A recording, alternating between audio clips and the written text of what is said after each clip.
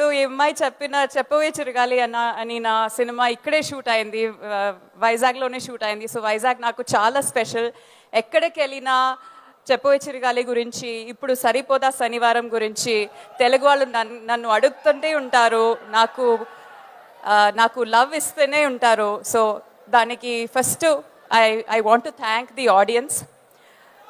మంచి సినిమా ఎక్కడి నుంచి వచ్చినా తెలుగు వాళ్ళు దానికి ఎలా మర్యాద ఇస్తారో, ఎలా దాన్ని ప్రమోట్ చేస్తారో అలాంటి ప్రేమ వేరు ఎవరు దానికి మిమ్మల్ని మించేవారు ఎవరు లేరు.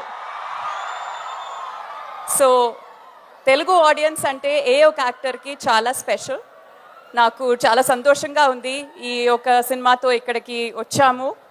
మన టీం మా టీం అందరూ ఇక్కడ ఉన్నారు. Everybody, I know you're waiting to listen to Kamal sir, Simbu sir అందరినీ వినడానికి. I know you're waiting.